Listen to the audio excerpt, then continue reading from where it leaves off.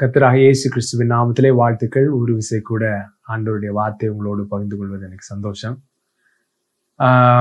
அஸ்திபாரங்கள் அப்படின்ற தலைப்புல கடந்த 10 வாரங்களா பார்த்துட்டு வரோம்.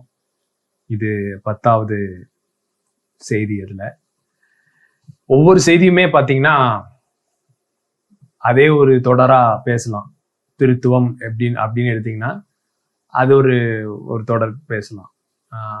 அப்புறம் வார்த்தை மாம்சமாறுது, இன்கார்னேஷன், அவருடைய அவதாரம், அதை பத்தி பேசணும்னா அது வாரங்களா பேசலாம்.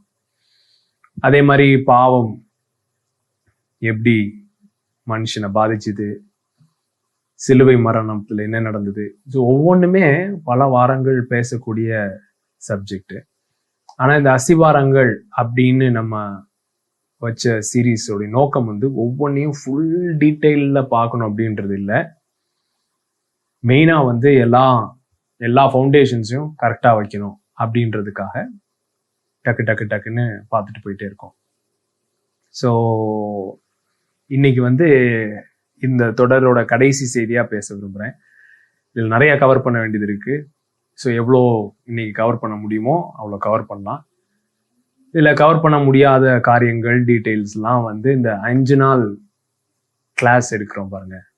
தமிழ்ல 23ஆம் தேதியிலிருந்து 27 வரைக்கும் நினைக்கிறேன்.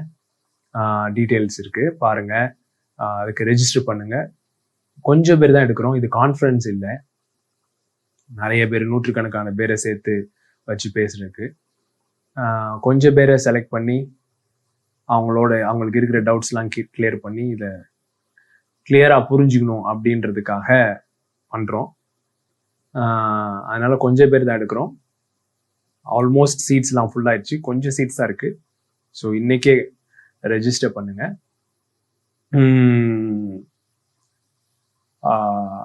மெயினா என்னன்னா, நீங்க கிளாஸ் நவம்பர் 23க்கு முன்னாடி என்ன பண்ணணும்னா, இந்த 10 மெசேஜையும் ஃபுல்லா ஒரு தடவை ஸ்கிப் பண்ணாம கேட்டிருக்கணும். கேட்டு நீங்க அதை நோட்ஸ் எழுதுங்க. நீங்களே நோட்ஸ் எடுக்கும் போது தான் உங்களுக்கு புரியும். நோட்ஸ் எடுத்துட்டு அதில் வர கேள்விகள் நோட் பண்ணிட்டே வாங்க. சில நேரம் 3வது ஃபவுண்டேஷன்ல வர கேள்வி 5வது ஃபவுண்டேஷன்ல பதில் இருக்கும். 5வது ஃபவுண்டேஷன்ல வர கேள்வி 7வது ஃபவுண்டேஷன்ல பதில் இருக்கும். ஸோ 10 இதையும் கேட்டு முடிச்சு உங்களுடைய கேள்விகளையும் சைட்ல எழுதிட்டே வாங்க. ஸோ பதில் கிடைக்குதுன்னா அடுத்த மெசேஜ்ல அடிச்சுட்டே வாங்க. ஸோ இந்த 10 மெசேஜையும் கேட்ட பிறகு இந்தந்த சந்தேகங்கள் இருக்குது, இந்தந்த இது புரியல, இந்தந்த வசனங்களுக்கு விளக்கம் தேவை அப்படின்ற மாதிரி காரியங்கள்னா அதை எழுதி நீங்க கிளாஸுக்கு முன்னாடி, சரிங்களா? இது 23 ஆரம்பிக்கிறோம்னா அட்லீஸ்ட் ஒரு 17-18க்குள்ள நீங்க உங்க கேள்விகளை எனக்கு அனுப்பணும், சரிங்களா? அனுப்பும் பொழுது, ஏன்னா இது ரொம்ப மஸ்ட். இது நீங்க பண்ணாதான் உங்களை அந்த கிளாஸ்லயே சேர்க்க முடியும். இல்ல நான் ஃபவுண்டேஷன் கேட்கல, நான் டைரக்டா கேட்டுக்கிறேன் அப்படி கிடையாது. கண்டிப்பா கேட்டே ஆகணும். நீங்க கேட்டுட்டு தான் இதை வரணும். ஏன்னா இல்லைன்னா உங்களுக்கு புரியவே புரியாது. இதை ஃபுல்லா திரும்ப நான் இப்ப பேசினதே உட்காந்து எக்ஸ்பிளைன் பண்ண போறது இல்லை அங்க. ஸோ தயவு செய்து அதை கேட்டு அந்த மாதிரி வாங்க. ஸோ மெயினா நம்முடைய கண்ணாடியை குறித்து பார்த்துட்டு இருக்கோம். நம்ம என்ன கண்ணாடி யூஸ் பண்றோம், இந்த காரியங்கள்லாம் அறிஞ்சு கொள்றதுக்கு எங்க பிகின் பண்றோம்? நம்முடைய தியாலஜி, சரிங்களா? ஆண்டவரை குறித்துதான அறிவு. அந்த சப்ஜெக்டை பேசும்பொழுது எங்க இருந்து ஆரம்பிக்கிறது, அதெல்லாம் தான் ரொம்ப முக்கியம். ஸோ தேவன்ட்டு ஆரம்பிக்கிறோமா கான்வர்சேஷனை, நம்மளை மையப்படுத்தி பார்க்குறோமா, தேவனை வச்சு ஆரம்பிக்கிறோமா? தேவனை வச்சு பேசுறோம்னா எங்க இருந்து ஆரம்பிக்கிறது? மோசேட்டு இருந்து ஆரம்பிக்கிறதா, எலியாட்டு இருந்து ஆரம்பிக்கிறதா, ஆதாம்ட்டு இருந்து ஆரம்பிக்கிறதா? யாரு தேவனை குறித்து கொடுத்த வெளிச்சத்துல இருந்து ஆரம்பிக்கிறது? இதெல்லாம் ரொம்ப முக்கியம் பாருங்களேன். ஸோ அப்பதான் நம்ம என்ன சொல்றோம்? இயேசு கிறிஸ்து பிதாவை வெளிப்படுத்தின வெளிப்பாடு தான் ஃபைனல் வெளிப்பாடு, பர்ஃபெக்ட் வெளிப்பாடு, பூரணமான வெளிப்பாடு. மீதி எல்லா வெளிப்பாடுகளும் அது வேதத்திலே இருந்தாலும் குறைவுள்ள வெளிப்பாடுகளே தேவனை குறித்து. இயேசு கிறிஸ்து பிதாவை தற்சொரூபமா என்ன செய்யறாராம்? வெளிப்படுத்துறார். அதரிசனமானவரை தற்சொரூபமா என்ன செய்யறாரு? வெளிப்படுத்துறாரு. மிரர் இமேஜ் அப்படின்னு சொல்லி படிக்கிறோம். ஏன்னா இப்ப பாத்தீங்கன்னா ஏகப்பட்ட பேருக்கு எல்லாம் குழப்பங்கள்லாம் இருக்குது. இயேசு வியாதி தராரா, தரமாட்டாரா, தேவன் சோகமாக்குறது தேவனுடைய சித்தமா, ஒவ்வொருத்தரையும் சோகமாக்குறது தேவனுடைய சித்தமா, இப்படிலாம் ஏன் குழப்பங்கள் வருதுன்னா மக்களுக்கு, ஏன்னா பைபிள்ல ஒவ்வொரு இடத்துல பாக்குறாங்க, ஓ இவனு வியாதியை வைத்து அடித்தார், இவன் யோபுக்கு வியாதி இருந்தது, அப்படி இப்படின்லாம் பார்த்த உடனே அப்படியே கன்ஃபியூஸ் ஆயிடுறாங்க. தேவன் என்ன பண்றாரு? சோ நல்லா கவனிங்க, இயேசு யாராவது சோகம் கேட்டு வரும் பொழுது, இல்லப்பா உனக்கு இந்த வியாதி மூலமா நான் உனக்கு பொறுமையை கத்து தந்துருக்கேன், எருமையை கத்து தந்துருக்கேன் அப்படின்னு ஏதாவது சொன்னாரா? ஏதாவது இல்லைன்னா இன்னும் உன்னை சுகமாக்குறதுக்கு என் வேலை வரவில்லை அப்படி சொன்னாரா? ஏதாவது சுகம்னு கேட்டு வந்தவங்க யாரையாவது திருப்பி அனுப்புனாரா சுகமாக்க முடியாதுன்னு சொல்லி? இந்த ஒரே ஒரு இடத்துல பாத்தீங்கன்னா நாசரேத் அவங்க சொந்த ஊர்ல எவனுமே மீட்டிங்கே வரல. வேண்டாம், நம்ம ஏசு யோசேப்போட பையன் ஏதோ பெரியவனோட பேசிட்டு இருக்கான் அப்படின்னு சொல்லி எவனுமே மீட்டிங்கே வரல. அதனால பைபிள்ல என்ன போட்டிருக்குன்னா, அந்த ஊர்ல நிறைய பெரிய கிரியைகள் வெளிப்பட முடியவில்லை அவருடைய அவிசுவாச நிமித்தம். அதனால வந்த கொஞ்சம் பேர் மேல கையை வச்சு சோகமாக்கி அனுப்பிட்டாராம். சரிங்களா? அங்கேயும் சோகப்படுத்தினார். எங்க பெருசா மிரக்கிள்ஸ் நடக்கலன்னு பைபிள்ல போட்டிருக்கோ அவிசுவாச நிமித்தம், அந்த இடத்துலயும் வந்தவங்கள கை வச்சு என்ன செஞ்சாராம்? சோகப்படுத்தினார். சோ எந்த ரீசனையும் சொல்லி இயேசு ஒருத்தனை கூட என்ன செஞ்சதில்ல, சுகமாக்காம, தன்னை தேடி வந்தவங்கள சுகமாக்காம அனுப்புனதில்ல. இருந்து எல்லா பிச்சைக்காரனையும் சுகமாக்கிட்டாரா அப்படின்ற கேள்வி இல்லை.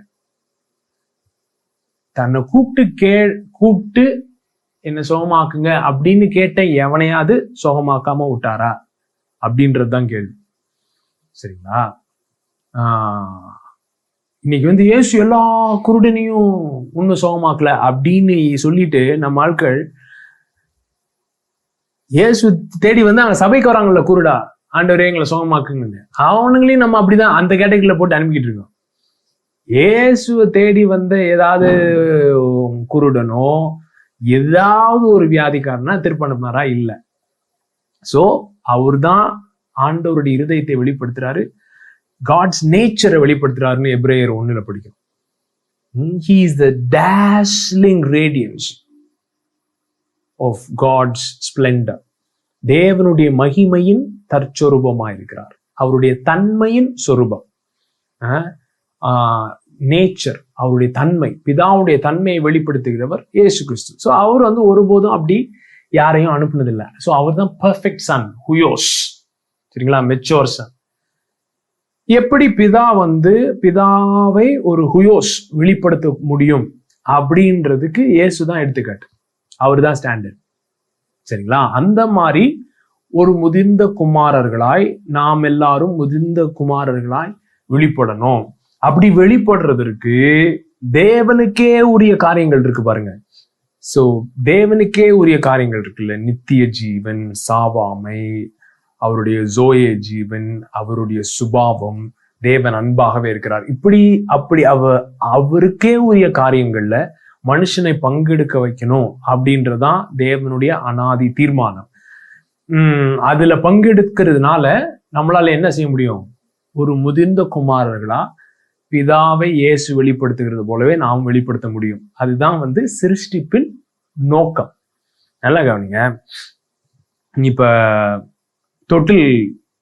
வீட்டுல தொட்டில் கட்டுறோம்னு வைங்களேன், இல்லாட்டி தொட்டில் வாங்குறோம், தொட்டில் கட்டுறோம், இல்லாட்டி சின்ன பிள்ளைங்களுக்கு விளையாட்டு ஜாமான் வாங்குறோம்.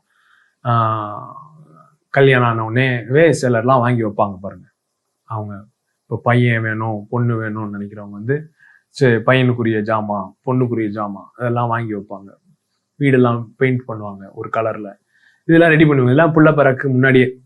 சரிங்களா? ஏன் அப்படி பண்றாங்க? இதெல்லாம் பண்ணிட்டு தொட்டில் கிட்டெல்லாம் கட்டி எல்லாம் பண்ணி எல்லாம் ரெடி பண்ணிட்டு இப்ப இதெல்லாம் பண்ணிட்டோமே, இதுக்கெல்லாம் அப்படின்னா புள்ள தேவையில்ல, அப்படின்னா நம்ம புள்ள பத்துக்கலாம் அப்படின்னு கிடையாது. புள்ள பெறணும் அப்படின்னு அவங்க டிசைட் பண்ணதுனால இதெல்லாம் செய்யறாங்க. இதெல்லாம் புள்ள வரக்கு முன்னாடி தான் செய்யறாங்க. ஆனா முன்னாடி செஞ்சாலும் அதனுடைய நோக்கம் என்னது? புள்ளை பெற வேண்டும் என்ற நோக்கம் இருக்கனால தான் இதெல்லாம் செய்யறாங்க. அந்த மாதிரி தேவன் வானத்தை சிருஷ்டித்தார், பூமியை சிருஷ்டித்தார், இதை சிருஷ்டித்தார், அண்ட சராசரங்களை சிருஷ்டித்தார்னா அதெல்லாம் சிருஷ்டிட்டு என்னடா பண்ணலாம், இதெல்லாம் இப்படியே சும்மா இருக்குதே, நீங்க மனுஷனை வச்சா நல்லா இருக்குமே, இது நடுவுல மனுஷனை பொம்மையை வச்சிடலாம், அப்படி மனுஷன் உண்டாக்கப்படவில்லை. மனுஷனை உண்டாக்கணும்னு அவர் நினைச்சதுனாலதான் எல்லாத்தையுமே உண்டாக்குனார். அதுதான் இதை புத்திர சுவிகாரம் அப்படின்னு சொல்லி இந்த புக் டிவைன் அடாப்ஷன் இங்கிலீஷ்ல, புத்திர சுவிகாரம்னு தமிழ்ல, கூடிய சீக்கிரத்துல ஹிந்திலையும் மலையாளத்திலையும் தெலுங்குலையும் ரிலீஸ் பண்ணுவோம் இந்த புக்கை. அதுக்கப்புறம் செகண்ட் புக்கும் ரெடி ஆயிட்டு இருக்கு. அதை குறித்து வர நாட்கள் அனௌன்ஸ் பண்றேன். இந்த நோக்கம் ப்ரீ கிரியேஷன் பர்பஸ், சரிங்களா? டிவைன் அடாப்ஷன், புத்திர சுவிகாரம், இதை குறித்து தான் எழுதியிருக்கேன். நீங்க அமேசான்ல இருக்கு, நீங்க வாங்கலாம். அதுல வெறும் நிறைய வசனங்களா போட்டு அந்த வசனங்களுக்கு எக்ஸ்பிளனேஷன் கொடுத்துருக்கேன். மற்றபடி பெருசா புக் எல்லாம் எழுதல. சில வசனங்கள் அதுக்குரிய விளக்க உரை, அவ்வளவுதான்.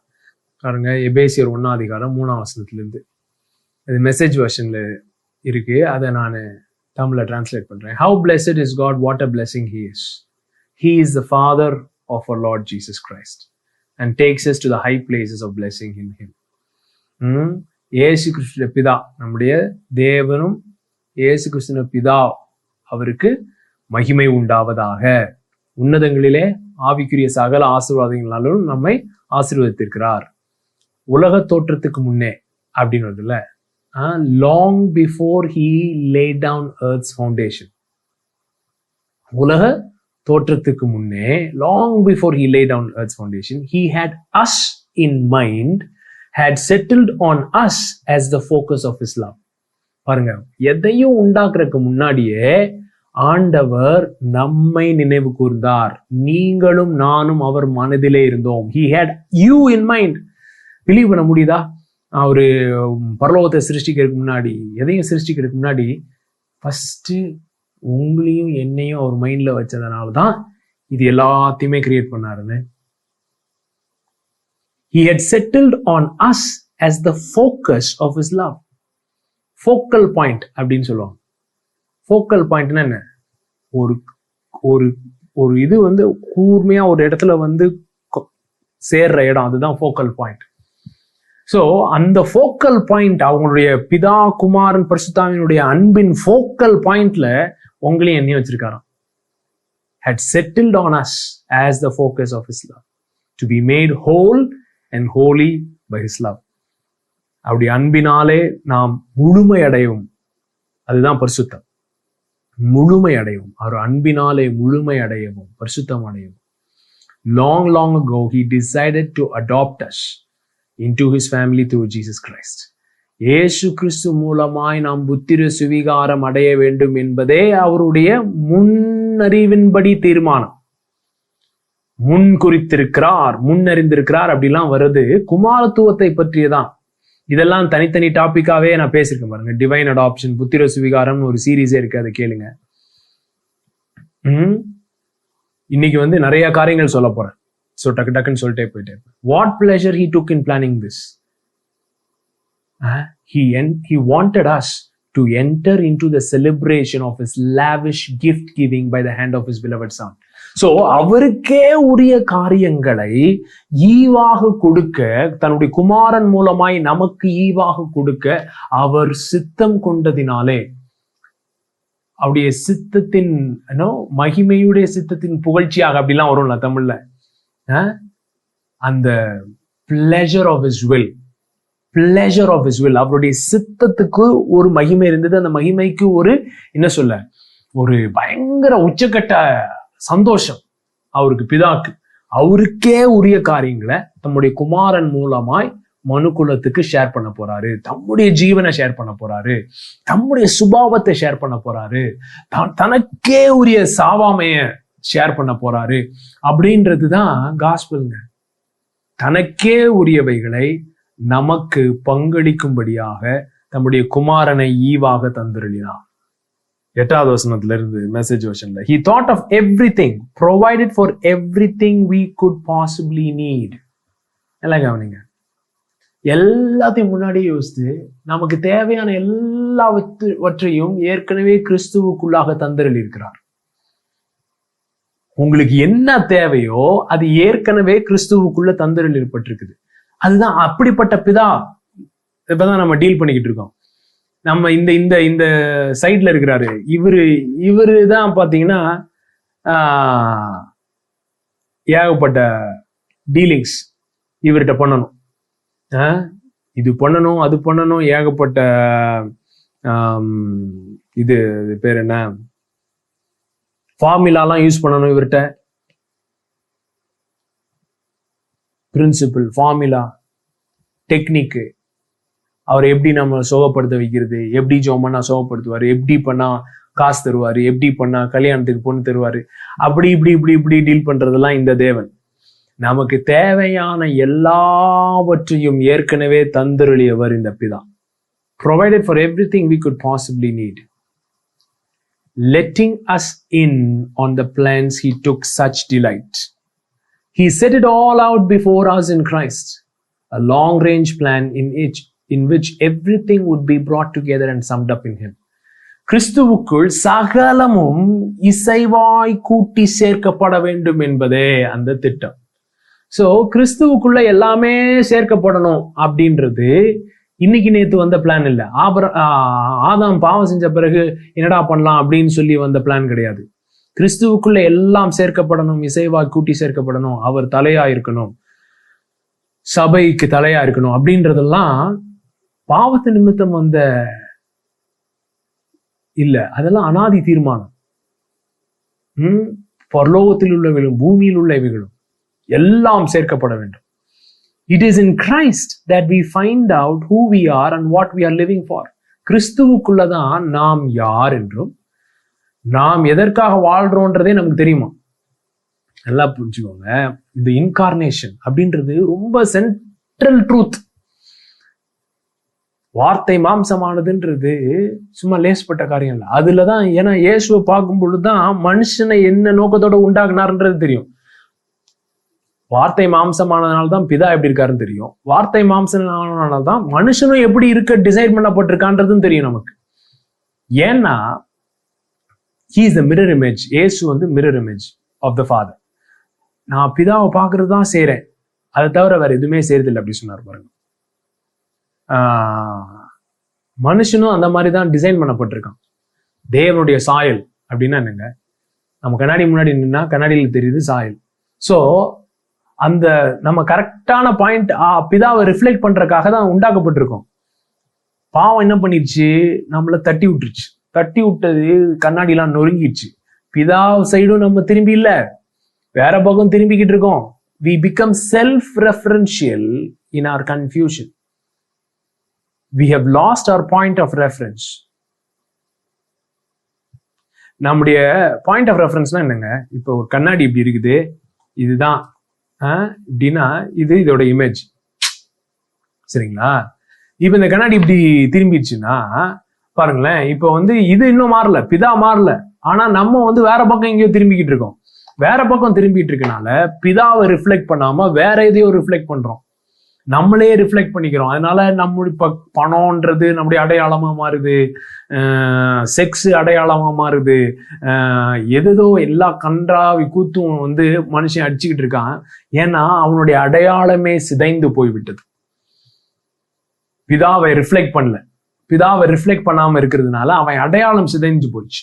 சிதைஞ்சு போனதுனால அவனுக்கே என்ன பண்ணது இல்லை. கொலோசியர் 1:15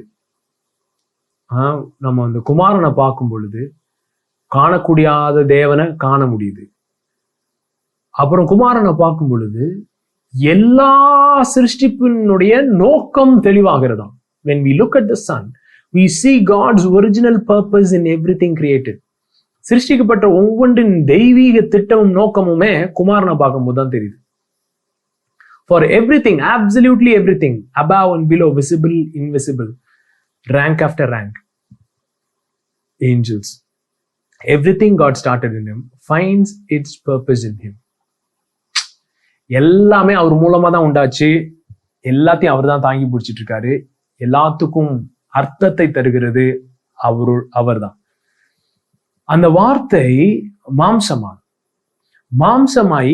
மாம்சமான பிறகும் எல்லாத்தையும் அவர் தான் தாங்கி பிடிச்சிட்டு இருக்காரு. மாம்சமானதுனால அவர் வார்த்தையா இல்லாம இல்ல, வார்த்தை தான் மாம்சமாயிருக்கு. சரிங்களா? just because the word became flesh, he did not stop being the word, he did not stop being the son. அவர் குமாரனா இருந்தார், செல்ல பிள்ளையா இருந்தார், பிதாவின் ஒரே குமாரனா இருந்தாரு. அவர் மாம்சமானதுனால அந்த குமாரன்ற பிளேஸ அவர் விட்டுல, பிதாவோட இருக்கிற கனெக்ஷன் கட் ஆயிடல மாம்சத்துல வந்ததுனால. சோ எப்படி சகலமும் அவர் மூலமாய் அவருக்கென்றும் அவராலேயும் உண்டாக்கப்பட்டதோ சிருஷ்டிக்கப்பட்டதோ, அவர் மாம்சமான பிறகும் அது உண்மையாதான் இருக்குது, சகலவற்றையும் தாங்கி பிடிக்கிறவரா இருக்கிறார். சோ வார்த்தை மாம்சமானது, வார்த்தை தான் சகலத்தையும் தாங்கி பிடிக்கிறது. அந்த வார்த்தை இப்ப மாம்சமாயிருக்கு அப்படின்னா அவருடைய மாம்சத்திலே சகலம் தாங்கி பிடிக்கப்பட்டிருது. சோ அந்த மாம்சத்துக்கு என்னென்னலாம் நடக்குதோ சர்வ சிருஷ்டிக்கும் நடக்குது. அங்கதான் சுவிசேஷம். புரியுதுங்களா? அப்படிதான் அவருக்கே உரிய காரியங்கள் எப்படி மனுகுலத்துக்கு வரும், அவருக்கே தேவனுக்கே உரிய காரியங்கள் மனுக்குலத்தை எப்படி ரீச் ஆகும்னா தேவனே மாம்சமாகணும். சரிங்களா? ஏன்னா நம்மளா எட்டி பிடிச்சதை வாங்க முடியாது. ஏன்னா அது சிருஷ்டிக்கப்படாத மண்டலம், நாம் சிருஷ்டிக்கப்பட்ட மண்டலத்தில் இருக்கிறோம். சோ ஆனா சிருஷ்டிக்கப்படாத மண்டலத்தில் இருக்கிற காரியங்களிலே நாம் பங்குள்ளவர்களாக வேண்டும் என்பதே தேவனுடைய அனாதி தீர்மானம். அப்படி இருக்கும் பொழுது நம்ம எட்டி பிடிச்சு நம்ம சிருஷ்டியா இருந்துகிட்டு சிருஷ்டிக்கப்படாத தேவனை எட்டி பிடிக்க முடியாது. அதுதான் மதம். அதுக்கு ஆப்போசிட் தான் அவதாரம். Incarnation is a punch on the face of religion. Religion makes man climb up to God. தேவன் இருக்கிற இடத்துக்கு இது பண்ணி அது பண்ணி ஏறி குதிச்சு, இதுல ஏறி குதிச்சு அதுல ஏறி குதிச்சு, இந்த சில நிஞ்சா வாரியர் அப்படிலாம் போடுவாங்க தெரியுமா, இதுல இருந்து குதிக்கணும், அது பண்ணணும், இப்படி வரும், அதுல இருந்து ஏறி குதிக்கணும், தமால் அப்படி இது தட்டி விட பார்க்கும், கீழே தண்ணி இருக்குதும், இங்க நெருப்பு போகும், இது உள்ள பாயணும், அப்படியே இது பண்ணும், அப்படின்னு கடைசியில அங்க தேவன் நின்றுட்டு இருப்பாரு. அது மதம். சரிங்களா? இதை பண்ணு, கன்ஃபஸ் பண்ணு, இதை பண்ணு, அதை பண்ணு, இதை பண்ணு, அதை பண்ணு. Word became flesh. வார்த்தை மாம்சமாச்சு. சோ அன்கிரியேட்டட் ரெல்ம்ல இருந்து கிரியேட்டட் ரெல்ம்குள்ள அவர் வந்துட்டார், ஷேர் பண்றாரு. ஆனா இதுல அவர் கிரியேட்டட் ரெல்முக்கு வரும்பொழுது நம்ம எங்க இருக்கோம்? கிரியேட்டட் ரெல்ம்ல இல்ல, டெத் ரெல்ம்ல போயிட்டோம். பாவத்து நிமித்தம் சிருஷ்டிக்கப்படாத மண்டலத்திலிருந்து அவர் சிருஷ்டிப்பின் மண்டலத்துல வந்தார். நாம சிருஷ்டிப்பின் மண்டலத்துல இல்ல, சிதைந்த சிருஷ்டிப்பாயிட்டோம் பாவத்து நிமித்தம். சோ இப்ப அவரு சிதைந்த சிருஷ்டிப்புக்குள்ள நுழைந்து நம்மளை தூக்கின்னு எங்க போனோம்? பிதாவோட மடிக்கு போனோம். பாருங்களேன், நான் இருக்கும் இடத்தில் இவர்களும் இருக்கும்படி அப்படின்னு சொல்றாருல யோவான் 14. அது பரலோகம் கிடையாது, பிதாவின் இடத்தில். சரிங்களா? பிதாவின் இடத்தில், நான் இருக்கும் இடத்தில். சோ அவருக்கே உரிய இடம், அவருக்கே உரிய தன்மை, அவருக்கே உரிய ஜீவன், அவருக்கே உரிய சாவாமையிலே நாம் பங்கெடுக்க வேண்டும் என்பதற்காக வார்த்தை மாம்சமாயி நாம் மரணத்திலே இருந்ததினாலே நமக்காக மரணத்தை ருசி பார்த்து மரணத்தை ஜெயித்து உயிரோடே எழும்பி பரமேறினார். நல்லா கவனிங்க, இதுல 2-3 மேட்ரு. முதல்ல என்ன சொன்ன, இப்ப இந்த தேவன் எடுத்துக்கிட்டீங்கன்னு வச்சுக்கோங்களேன், எதுக்கு இயேசு வந்தாரு? பாவத்துக்காக மரிக்க. இதே ஒரே ஆன்சர் தான். எதுக்காக இயேசு வந்தார்? பாவத்துக்காக மரிக்க. அவ்வளவுதான், பாவத்துக்காக மரிச்சிட்டாரு, இப்ப போயிட்டாரு. சோ தேவன் கோபமா இருக்கிறாரு, அவர் பாவத்துக்காக மரிச்சார். அவர் பாவமாகும் பொழுது இந்த தேவன் தம்முடைய கோபாக்கினையை இயேசு மீது ஊத்தினார். இயேசு மீது ஊத்தின உடனே நீங்க அதை நம்பி அறிக்கை பண்ணீங்க, உங்க பாவங்கள் எல்லாம் அறிக்கை செஞ்சீங்கன்னா அதுக்கப்புறம் உங்களை என்ன பண்ணுவாரு? பரலோகம் கூட்டிட்டு போவாரு. அப்படின்றதுதான் இவரு சொல்ற சுவிசேஷம். அது சுவிசேஷமே கிடையாது. It is not even good news. சரிங்களா? அது இட்ஸ் a பேட் நியூஸ். நாம செஞ்சு எல்லாம் பண்ணி பாவம் கரெக்டா பாவத்தை கன்ஃபஸ் பண்ணாதான் ஆண்டவர் மன்னிப்பாரு அப்படின்னு சில பேசுறாங்க. நீங்க பண்ண பாவம்லாம் உங்களுக்கு ஞாபகம் இருக்கா? எல்லாம் எவ்வளவு பண்ணி வச்சிருக்கீங்க? 1 2 ஞாபகம் இருக்கிற மாதிரியா, கன்ஃபஸ் பண்ற மாதிரியா பண்ணிருக்கு? ஏகப்பட்டது பண்ணிருக்கு. நீங்க கன்ஃபஸ் பண்றதுனாலதான் இவர் மன்னிக்க முடியும், அப்படின்னா தான் அவருடைய நீதி கரெக்டா இருக்கும், அப்படி இப்படின்னா அவ்வளவுதான். சரி, சோ நம்ம பொதுவா சுவிசேஷம் சொல்றது சுவிசேஷமே இல்லைங்க, நற்செய்தியே கிடையாது. என்ன பண்ணாருன்னா ஆண்டவர் இந்த இருதயத்தை ரீச் பண்றதுக்காக என்ன பண்ணாரு? நம்ம ட்விஸ்ட் ஆயிட்டோம், உடஞ்சிட்டோம், இமேஜ் அப்படியே திருகிச்சு, கரப்ட் ஆயிடுச்சு நேச்சர். டிவைன் நேச்சர்ல நம்ம பங்கெடுக்கணும், ஆனா நம்முடைய நேச்சர் இப்ப சின்ஃபுல் நேச்சர், கரப்டட் நேச்சர் ஆயிடுச்சு. டெத் உள்ள வந்துருச்சு. தெய்வீக சுபாவத்தில் பங்குள்ளவர்களாகணும், நம்ம இப்ப மரண சுபாவத்தில், திரிஞ்சிருக்கிற சுபாவத்தில் இருக்கிறோம். எப்படி இத இது பண்றது? இதுக்கு ஒரு பெர்ஃபெக்ட் புக்கை கொடுத்தா சரியாயிருமா?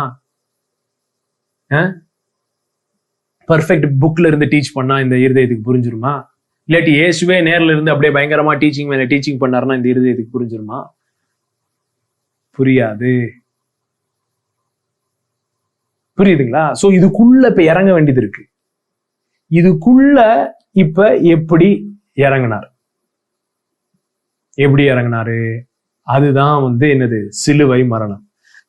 சிலுவை மரணம் அப்படின்னு நம்ம சொல்லும் பொழுது நம்ம மைண்ட்ல என்ன பிக்சர் வருது அப்படின்றது ரொம்ப முக்கியம்.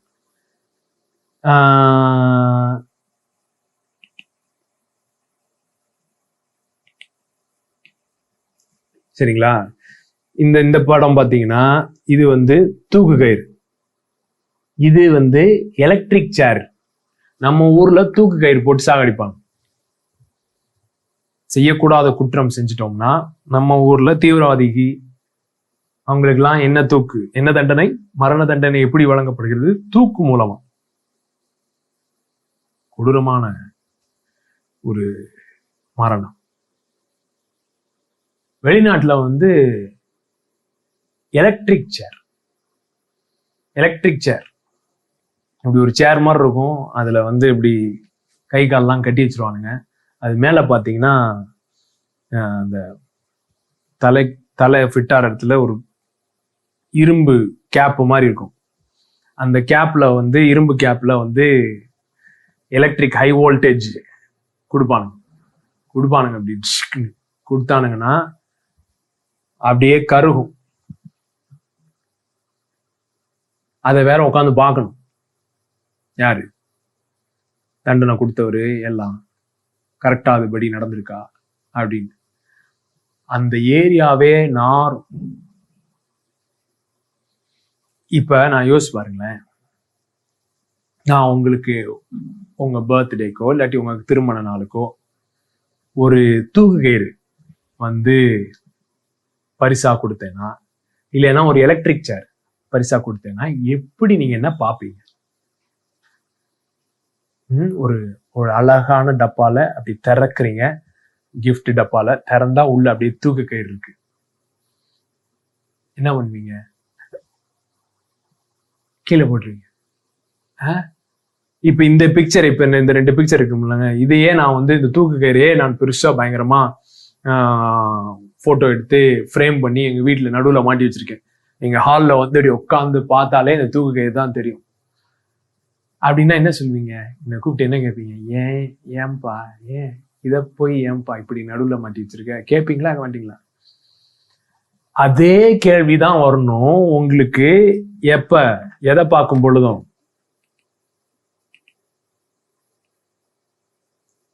இத பார்க்கும் பொழுதும்.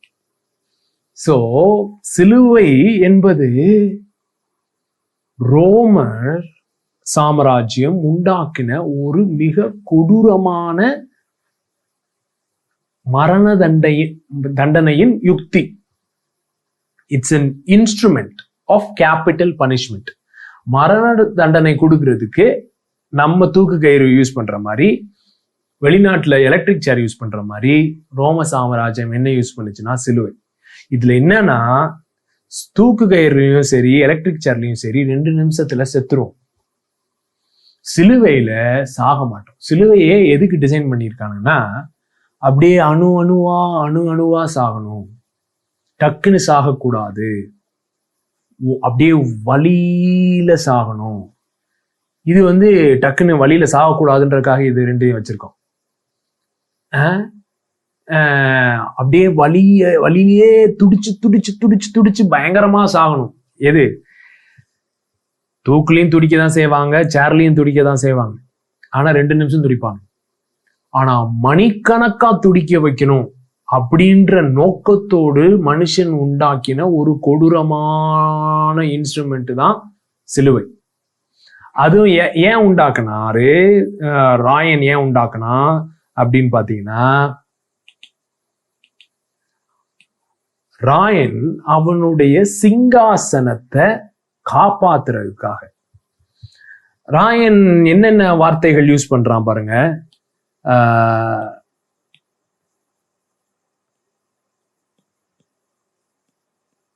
ராஜ்யம், மகிமை, வல்லமை, கிங்டம், பவர், க்ளோரி. ராஜ்யம், மகிமை, வல்லமை, இதெல்லாம் தான் ராயனுடைய லாங்குவேஜ். என்னுடைய ராஜ்யம், என்னுடைய ராஜ்யத்தின் மகிமை, என்னுடைய வல்லமைக்கு நிகராக யாரும் இல்லை அப்படின்றது தான். கிரேக்கருடைய இது என்னன்னா, ஞானம், அறிவு, knowledge. So Rome Greek culture, சரிங்களா? கிரேக்க ரோம கலாச்சாரம். கிரேக்க ரோம கலாச்சாரம் எதை சுத்தி அப்படியே வருதுன்னா, இந்த சிங்காசனம், ராஜ்யம், மகிமை, வல்லமை, ஞானம். பாத்தீங்கன்னா கிரேக்ல தான் வந்து அரிஸ்டாட்டில், பிளாட்டோ, நீங்க இந்த பெரிய பெரிய சிந்தனைவாதிகள், பிலாசபர்ஸ், இவங்க எல்லாம் வந்து எங்க இருந்து வந்தாங்கன்னா கிரீஸ். ஏன்னா அவங்களுடைய இன்டெலெக்ட் தான், அவங்களுடைய ஹை தாட்டே தான் அவங்களுடைய பெருமையே. இவனுக்கு என்ன பெருமை? ராஜ்யம், வல்லமை, மகிமை அப்படின்றதுதான் அறிவு, சரிங்களா? இதெல்லாம் தான் இவனுங்களுடைய. இந்த பக்கம் யூதர்களுடைய வார்த்தை என்ன? யூதர்களுடைய வார்த்தையும் ராஜ்யம், வல்லமை, மகிமை, தேவ அறிவு. இதுதான் யூதருக்குரிய பெருமை. இதுதான், எங்களுக்கு தான் தேவனை தெரியும், வேற யாருக்கும் தேவனை தெரியாது. சோ அவருடைய ராஜ்யம் ஸ்தாபிக்கப்படும், அவருடைய வல்லமையும் மகிமையும் இந்த பூமியில எங்கும் வெளியரங்கமாகும். மேசியா வருவாரு. மேசியா வந்து இந்த ராயனுடைய சிங்காசனத்திலிருந்து அவனை வெளியே தள்ளிட்டு உட்காந்து இஸ்ரேல்ல இருந்து இப்ப ரோம் சென்டரா இருந்து உலகம் ஃபுல்லா அத சுத்திக்கிட்டு இருக்கு. ராயனுடைய சிங்காசனத்தை சுத்தி தான் உலகம் சுத்திக்கிட்டு இருக்கு. அவனை வெளியே தள்ளிட்டு அந்த சிங்காசனத்தை எங்க வச்சிருவாரு? இஸ்ரேல்ல வச்சிருவாரு, தேவாலயத்துல வச்சிருவாரு. அங்க உட்காந்து அங்கிருந்து உள் உலகமும் அரசாளுவாரு. அப்ப வந்து எல்லா உலகத்துக்கும் தெரியும், அப்பதான் எல்லா உலகத்துக்கும் அறிவு வரும் அப்படின்றது யாருடைய தியாலஜி? யூதர்களுடைய தியாலஜி. இது இவனுங்களுடைய கல்ச்சர், இது இவனுங்களுடைய கல்ச்சர். இந்த 2 கல்ச்சர்லயும் சிலுவை எப்படி பிளே ஆச்சுன்னு சொல்றேன் பாருங்க. இது இவங்க 2 பேரும் சிங்காசனத்தை குறித்து, ராஜ்யத்தை குறித்து வைத்திருந்ததான ஐடியாஸ். 2 பேரும் சிலுவையை குறித்து வைத்திருந்த ஐடியாஸ் என்னன்னா,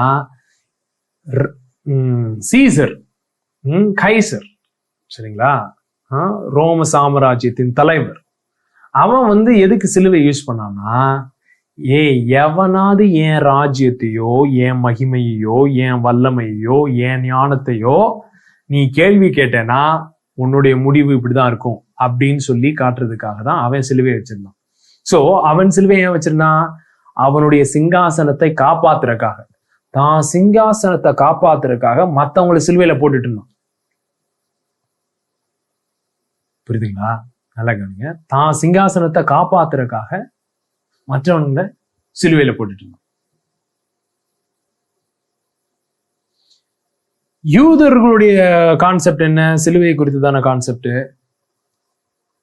யாரு தேவனால கைவிடப்பட்டிருக்காங்களோ அவன் சிலுவைக்கு போயிடுவான். உண்மையான மேசியாவை சீசரால கொல்ல முடியாது அப்படின்றதான் யூதனுடைய நம்பிக்கை. சரிங்களா? உண்மையான மேசியாவை சீசர் தொடைய முடியாது, ஏன்னா வந்தாலே போட்டுருவாரு மேசியா அப்படின்ட்டு. சோ இவங்களுக்கு சிலுவை ஒரு என்னது, பயங்கர சிம்பிள் ஆஃப் ஷேம். யூதனுக்கு ஒருத்தன் சிலுவையில மறிச்சிட்டான்னா இவன் மேசியான்னா கடைசியில் இப்படி அவ்வளவுதான், இவன் பொய் சொல்லிட்டான் தான் மேசியான்னு, அதனாலதான் ஆண்டவர் அவனை கை விட்டாரு, சிலுவையில கிடக்குறான். சோ இப்ப இயேசு உள்ள வராரு சீனுக்குள்ள. இது பல மேட்டர்ல பிரச்சனை பாருங்க. இந்த கிரேக்கர்களுக்கு இந்த ஞானம் அறிவுன்னு சொன்னேன்ல, அவங்களுக்கு என்ன ஒரு கான்செப்ட்னா, மாம்சமே ஆகக்கூடாது. மாம்சத்துல இருக்கிற நம்ம எல்லாம் ப்ராப்ளம். ஏன் அவனுங்க ஹை தாட்டை எக்ஸால்ட் பண்ணானுங்கன்னா, அது மாம்சத்துக்கு அப்பாற்பட்ட ஒரு காரியம். தேவர்கள் மாம்சத்துக்கு உட்பட்டவர்கள் அல்ல, வெளியில இருக்கிறவர்கள். அவங்க இன்ஃபேக்ட் எப்படி பிலீவ் பண்ணாங்கன்னா, அப்படி நிறைய இப்போ உலகம் இங்க இருக்குன்னா மேட்டர், சரிங்களா, அப்படி இருக்கு, அப்படியே லெவல் லெவலா இருக்குது நிறைய. அவங்க வெளியில இருக்கிறாரு கடவுள், அவங்க கடவுள் அங்க மேல இருந்து ஒண்ணு தட்டினார்னா அது இன்னொன்னு தட்டும், இது இன்னொன்னு தட்டும், இன்னொன்னு தட்டும், இன்னொன்னு தட்டி இந்த உலகம் உருண்டுகிட்டு இருக்கு அப்படின்றதான் அவங்களுடைய கான்செப்ட். சோ அந்த தேவன் இந்த மாம்ச உலகத்துக்கு அப்பாற்பட்டவர். மாம்சத்துக்கு பக்கத்துல வந்துட்டாருன்னா டிஃபைல் ஆயிடுவார் தேவனே. அதனாலதான் அவங்க இங்க இருக்காரு. ஹை தாட் மூலமா தான் அவர் ரீச் பண்ண முடியும் அப்படின்றதான் அவங்களுடைய கான்செப்ட். சோ இப்ப இந்த வார்த்தை மாம்சமாயிட்டு, வார்த்தை மாம்சமானதும் அல்ல, தெய்வத்துவத்தின் சகல பரிபூர்ணமும் அவருக்குள் சரீர பிரகாரமாய் வாசமாயிருக்கிறது அப்படின்னு சொன்னதை அவங்களால ஏத்துக்க முடியல. மாம்சத்திலே வெளிப்பட்ட தேவன் தெய்வத்துவத்தின் சகல பரிபூர்ணத்திலும் நிறைந்தவராயிருந்தார் அப்படின்றது பயங்கர மதங்களுக்கு, எல்லா மதங்களையும் ஒண்ணுமில்லாம ஆக்குற செய்தி பாருங்க. எல்லா மதங்களும் சரீரத்தை வெறுக்க சொல்லித்தரும். இது ஒண்ணும் இல்ல, நீ ஸ்பிரிச்சுவல் ஆகணும், இதை விட்டுட்டு நீ போகணும், ஆவிக்குரிய மண்டலத்துல நீ கிளம்பணும், அப்படி இப்படி இப்படின்னு. ஆனா ஆவியா இருந்த தேவன் மாம்சமானார். அந்த மாம்சமான பொழுதும் அவருடைய தெய்வத்துவத்தின் பரிபூர்ணம் குறையவில்லை. தெய்வத்துவத்தின் சகல பரிபூர்ணம் எல்லாம் பிளெரோமா அப்படின்னு ஒரு 3 செய்தியை பேசியிருக்கேன் பாருங்க. filled with the fullness of God, பரிபூர்ணத்தினால் நிறையப்படுதல் அப்படின்னு ஒரு செய்தி ஸ்பிரிச்சுவல் வார்ஃபேர் பிளேலிஸ்ட்ல இருக்கும். ஆவிக்குரிய யுத்தம் அப்படின்ற பிளேலிஸ்ட்ல ஃபர்ஸ்ட் 2-3 மெசேஜ். தெய்வத்தின் பரிபூர்ணத்தினாலே நிறைந்தவராய் சரீர பிரகாரமாய் வாசம் பண்ணி பரிபூர்ணம். சோ அப்படிப்பட்ட வந்தாரா? முதல்ல மாம்சத்துல வந்துட்டாரு, அது பெரிய ப்ராப்ளம். ரெண்டாவது கேக்குறான், நீ ராஜாவா? ஆமா அப்படின்னு சொல்றாரு. பிலாத்துட்ட நீ ராஜாவா? ஆமா. இவனு கேக்குறாங்க, நீ மேசியாவா? ஆமா. சோ இவனுக்கிட்டையும் மேசியா காமான்னு சொல்றாரு, அவர்கிட்டையும் ராஜா காமான்னு சொல்றாரு. இயேசு யூஸ் பண்ண வார்த்தை என்ன? ராஜ்யம், மகிமை, வல்லமை, தேவனை அறிகிற அறிவு. இதுதான் இயேசு யூஸ் பண்றாரு. வேணுனுக்கே இதே தான் சொல்றாரு. ராஜ்யத்தை தான் செட்டப் பண்ண வந்திருக்கேன், வல்லமை மகிமை இருக்கு அப்படின்னு சொல்றாரு. சொல்லிட்டு அப்படியா, அப்படின்னா நம்ம சீசர்ட்ட சண்டை போலாமா அப்படின்னு இவங்க கிளப்பிட்டு போகும் பொழுது உடனேவே சொல்லிடுறாரு. எப்ப பார்த்தாலும் தான் மேசியான்னு வெளிப்படுத்தின உடனேவே உடனேவே சொல்லுவாரு, புறஜாதிகள் கைக்கு ஒப்பு கொடுப்பாங்க, என்ன ஒப்பு கொடுத்த பிறகு நான் சிலுவையில் அறையப்படுவேன், ஆனா 3ஆம் நாளிலே திரும்ப உயிரோட வருவேன் அப்படின்னு சொல்றாரு. வாலண்டியரா தானே சிலுவைக்கு போறத பத்தி பேசிட்டே இருக்காரு. சோ யாருக்கும் புரியல, யூதர்களுக்கும் புரியல, ரோமர்களுக்கும் புரியல. என்னையா ஒரு ஆளு வாலண்டியரா வந்து நான் சிலுவைக்கு போறேன்றான்.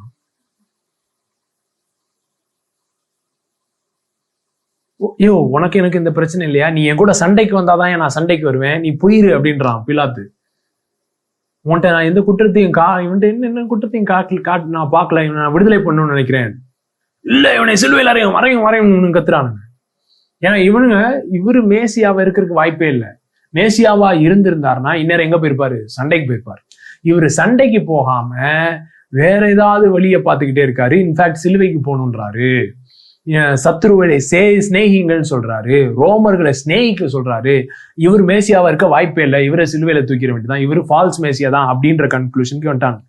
இவர் மூலமா ராஜ்யமும் வராது, வல்லமையும் வராது, மகிமையும் வராது அப்படின்னு கன்க்ளூட் பண்ணனால இவரை சிலுவைக்கு இவனுக்கு கொண்டு போக ட்ரை பண்ண. இவரு இன்னொரு குரூப் மேசியான்னு சொன்னதுனால ரோம சாம்ராஜ்யமும் என்ன செஞ்சிருச்சு, சரி ஒரு குரூப் இவனை மேசியான்னு சொல்லுது அப்படின்னா இவனை என்ன பண்ணிடுவோம், நம்ம எல்லா மேசியான்னு சொன்ன எல்லாத்தையும் என்ன பண்ணோமோ அதையே பண்ணுவோம் அப்படின்னு சொல்லி சிலுவையில அறையுது. இப்ப இவன் ராயன் தன்னுடைய சிங்காசனத்தை காப்பாத்துறதுக்காக மற்றவங்களை சிலுவையில தொங்க விட்டான். ஏசு சிலுவையில ஏன் வாலண்டியரா தொங்க போனார்னா, நம்ம எல்லாரையும் சிங்காசனத்துல உட்கார வைக்கணும். அவரும் சிங்காசனத்துக்கு போகணும், அவர் மூலமா நம்மளும் சிங்காசனத்துல உட்காரணுன்றதுக்காக தான் இயேசு சிலுவையில தொங்கினார். See, to protect the throne, he put others on the cross. Caesar. In order to put you on the throne, Jesus went to the cross. That is the difference between Caesar the king and Jesus the king. ராயனாகிய ராஜாவுக்கும் இயேசு ஆகிய ராஜாவுக்கும் என்ன வித்தியாசம்னா, தான் சிங்காசனத்தை காப்பாத்துறதுக்காக இன்னொருத்தனை சிலுவையில போடுறதுக்கு யோசிக்கவே மாட்டானுங்க. நல்லா கவனிங்க, மதம் இந்த பக்கம் இருந்தது யூத மதம், இந்த பக்கம் இருந்தது என்னது, ஏரோது.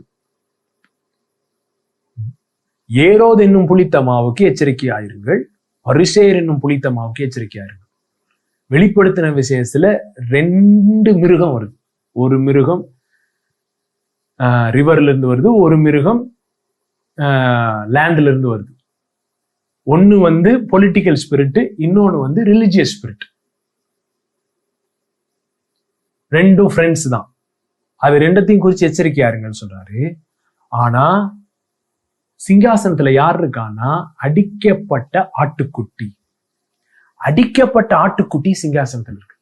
சோ தேவனுக்கு ராஜ்யம் இருக்கா, தேவனுக்கு வல்லமை இருக்கா, தேவனுக்கு மகிமை இருக்கா, அவருடைய ராஜ்யம் பூமியில ஸ்தாபிக்கப்படுமா அப்படின்னு கேட்டா, ஆமா ஸ்தாபிக்கப்படும், அவருடைய ராஜ்யம் பூமியில உண்டாகும், எல்லாம் கரெக்ட் தான்.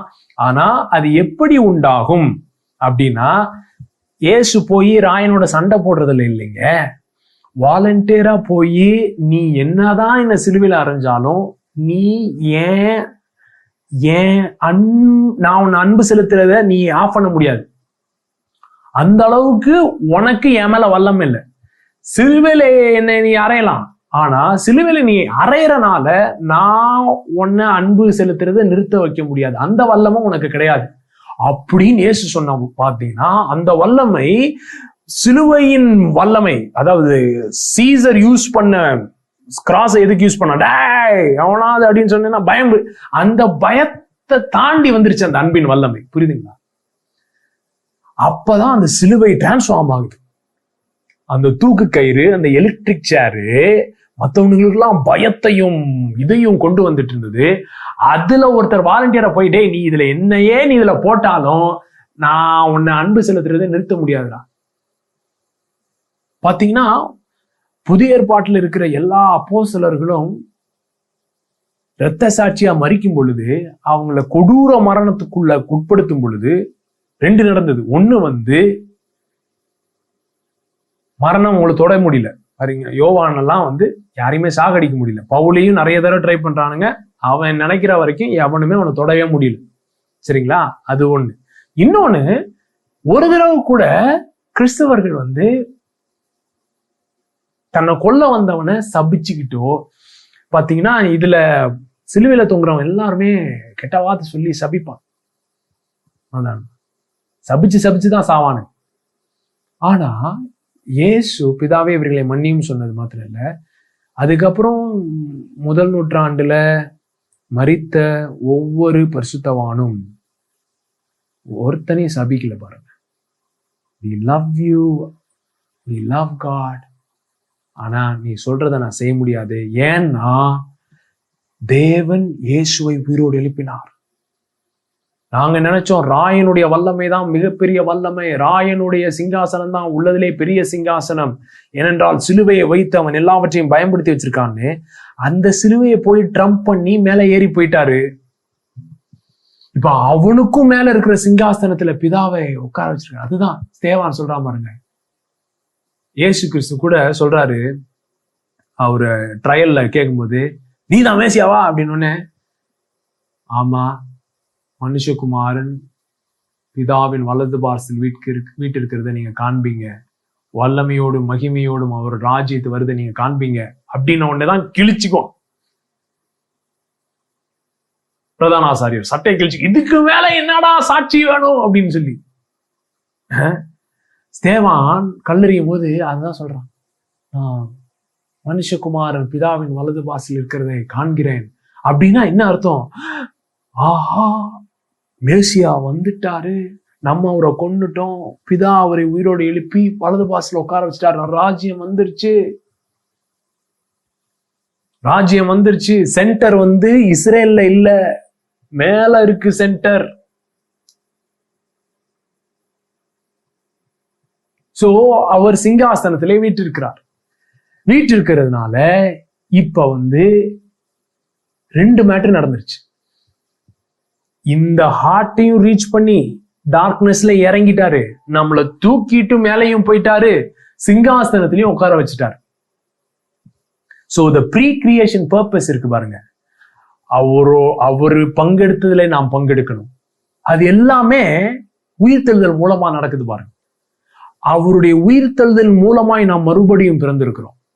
உயிர்த்தெழுதல் மூலமாய் அழிவில்லாத வித்தினாலே பிறந்திருக்கிறோம். உயிர்த்தெழுதலின் மூலமாய் நித்திய ஜீவன் நமக்கு உண்டாயிருக்கிறது.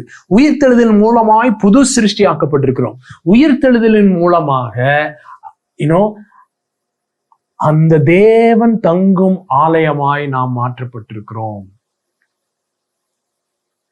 அந்த உயிர்த்தெழுதல் பரமேறி சென்று, இது ரெண்டத்தையும் இந்த கிறிஸ்டியன் தியாலஜில நிறைய பேருக்கு புரியறதே கிடையாது. சிலுவை தான் அவங்களுக்கு புரியும். பாவங்களுக்காக மரித்தார், ஓ ரீபா ரீபா சிவா அப்படின்னு சொல்லி பாவங்களுக்காக ரத்தம் சிந்தினா, அதுதான் தெரியுமே ஒழிய உயிர்த்தெழுதலை மிஸ் பண்ணிட்டாங்க. உயிர்த்தெழுதலை மிஸ் பண்ணா காஸ்பலே மிஸ் பண்ணதாக பைபிள்ல போட்டிருக்கு. 1 கொரிந்தியர் 15 என்ன போட்டிருக்கு? கிறிஸ்து உயிரோடு எழாவிட்டால் உங்களுடைய சுவிசேஷம் விருதா, எங்களுடைய பிரசங்கம் விருதா, உங்களுடைய விசுவாசம் விருதா, நீங்கள் இன்னும் உங்கள் பாவங்களில் இருப்பீர்கள்.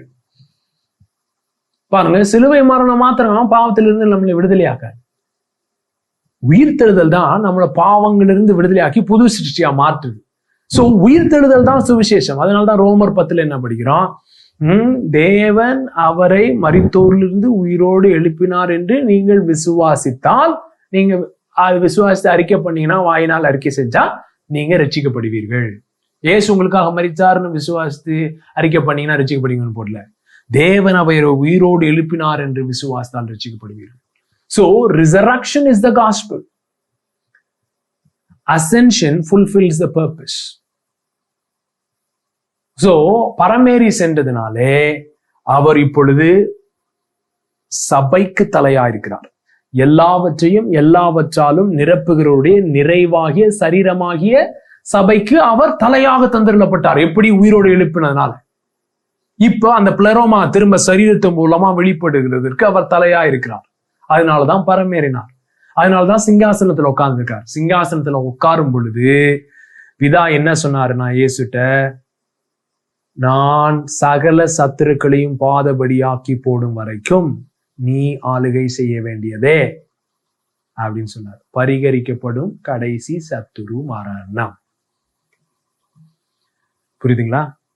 So pre-creation purpose, fall, வீழ்ச்சி, அவருடைய சிலுவை மரணம், உயிர் தெழுதல், பரமேறி சென்றதால் பரிசுத்தாவினர் ஊற்றப்பட்டதினாலே நாம் அவருடைய சரீரமாய் தேவன் தங்கும் ஆலயமாய் இருக்கிறோம். அவரோட கனெக்டடா இருக்கிறோம்.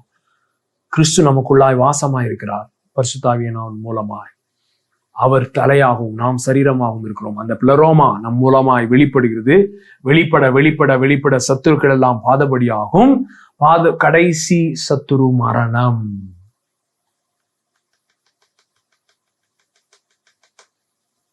பரலோகம் பூமியிலே வெளிப்படும்.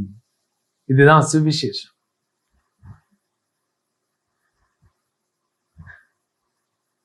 இந்த ராஜ்யம் எக்லீசியா குறிச்சு எக்ஸ்டென்சிவா ஏற்கனவே டீச் பண்ணியிருக்கேன். அந்த சீரீஸ் கேளுங்க. ஏன்னா இப்ப அப்படியே போய்கிட்டே இருக்கும் இல்லையா, நான் திரும்ப ஃபவுண்டேஷன் அதை கேளுங்க.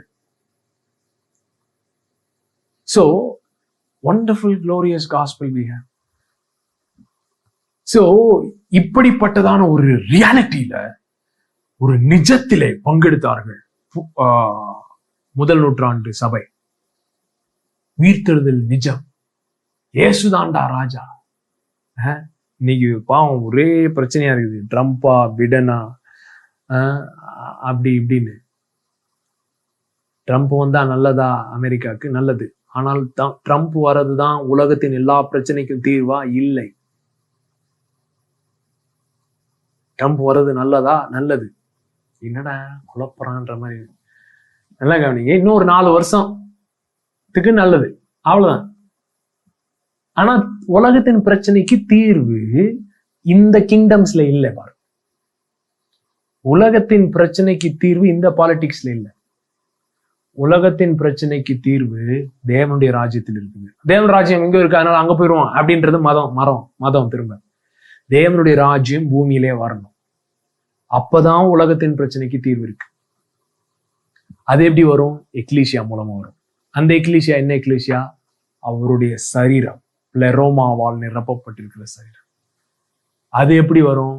அது இன்ஸ்டிடியூஷனல் சர்ச்சா நம்ம இப்ப விளையாண்டுகிட்டு இருக்கோமே அந்த கேம், சண்டே சர்வீஸ்ன்னு சொல்லி வேமா பாடுறது 3 பாட்டு, ஸ்லோவா 2 பாட்டு பாடுறது. அது அந்த கேம்ல மூலமா வராது ராஜ்யம். அவரை அறிந்திருக்கணும். வல்லமை, மகிமை வெளிப்படும். reality, go for reality of the gospel, reality of resurrection and reality of relationship. உயிர்த்தெழுதலின் நிஜம், சுவிசேஷத்தின் நிஜம், உறவின் நிஜம். இந்த 3 நிஜங்களுக்கு அதுதான் நம்முடைய இருதயத்தின் வாஞ்சியா இருக்கணும். அதுல நாம் பங்கெடுக்கும் பொழுது ஆட்டோமேட்டிக்கா காரியங்கள் நடக்கிறத பார்ப்போம். நம் மூலமா பிளரோமா வெளிப்படுறத பார்ப்போம், ஜீவன் வெளிப்படுறத பார்ப்போம். அது நம்முடைய அடையாளமா இருக்காது, ஆனா ரிசல்ட்டா இருக்கும். அடையாளமா இருக்கும் பொழுதுதான் நம்முடைய ராஜ்யத்தையும் நம்முடைய மகிமையும் நம்முடைய வல்லமையும் வெளிப்படுத்திருக்கு. நம்ம மினிஸ்ட்ரியை கட்டிக்கிட்டு பெருசாக்கிட்டு போக ட்ரை பண்றோம். நம்முடைய அடையாளம் இருக்க வேண்டிய இடத்துல இருந்ததுன்னா we will go for reality, not for an empire but for kingdom. சாம்ராஜ்யத்தை கட்ட முற்பட மாட்டோம், ராஜ்யத்தை கட்ட முற்படுவோம். நம்முடைய சாம்ராஜ்யத்தை ஏன் பெருசாக்கணும்னு நினைக்கிறோம்னா நம்முடைய அடையாளம் இருக்க வேண்டிய இடத்துல இல்லை. சோ நம்முடைய அடையாளம் இருக்க வேண்டிய இடத்துல இருக்கும் பொழுது அவருடைய வல்லமை, மகிமை எல்லாம் வெளிப்படும். குமாரர்கள் மூலமாய் வெளிப்படும். சர்வ சிருஷ்டியும் புத்திர சுவிகாரத்திற்காக அவங்க புத்திரர் வெளிப்படுவதற்காக, தேவ புத்திரர் வெளிப்படுவதற்காக கற்ப வேதனைப்பட்டு இருக்காங்க. சோ சொல்யூஷன் எதுல இல்ல? பாலிடிக்ஸ்லயோ கவர்மெண்ட் பாலிசிஸ்லயோ சொல்யூஷன் இல்லை. அதனால அது முக்கியம் இல்லைன்னு கிடையாது, முக்கியம்தான். ஆனால் நிரந்தர தீர்வு அதில் இல்லை, ராஜ்யத்தில் தான் உண்டு. அப்படிப்பட்ட தேவ புத்திரர்கள் வெளிப்படுவதற்கு சர்வ சிருஷ்டியும் ஏகமாய் தவிக்கிறது. அப்படிப்பட்ட தேவபுத்திரர்கள் வெளிப்படுவதற்கு தேவையான சகலவற்றையும் செய்து முடித்தார் இயேசு கிறிஸ்து. அந்த பிதாவை அறிகிற அறிவை நமக்குள்ளே நம்மோடு ஷேர் பண்றதுக்காக கிறிஸ்துவும் இருக்காங்க, பரிசுத்தாவியும் இருக்காங்க. அவங்க 2 பேருக்கும் ஒரே வேலை தான், பிதாவை நமக்கு வெளிப்படுத்தும். அந்த பிதாவை வெளிப்படுத்தும் பொழுது, அவரை அறிகிற அறிவிலே நித்திய ஜீவனிலே நாம் பங்குள்ளவர்களாகும் பொழுது ஜீவன் வெளிப்படும். அதுதாங்க சுவிசேஷம். அது புரிஞ்சுதுன்னு வைங்களேன்,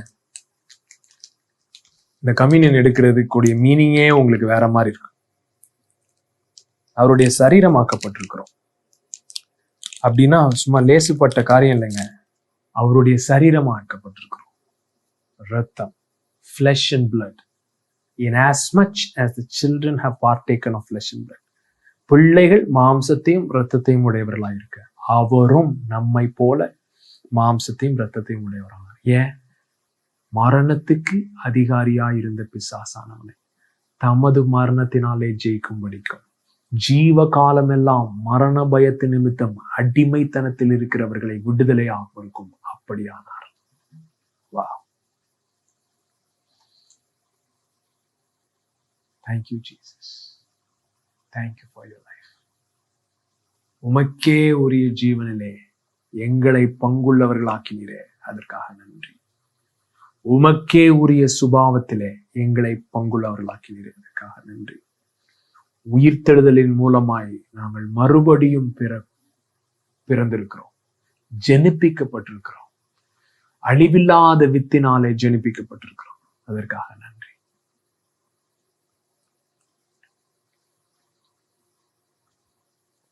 Thank you Jesus. உடைய ஜீவன் வெளிப்படுவதாக, உடைய ஜீவன் வெளிப்படுவதாக, பார்த்து கொண்டிருக்க ஒவ்வொருடைய வாழ்க்கையிலும் உங்களுடைய ஜீவன் வெளிப்படுவதாக. நீங்க இதுக்குள்ள இந்த சுவிசேஷத்தை புரிய புரிய நீங்க யோசித்தாலே சில காரியங்கள்லாம் நடக்கும். ரொம்ப அதெல்லாம் பண்ணணும். நீங்க பிதாவோடு இருந்தா போதும், யோசித்தாலே நடக்கும்.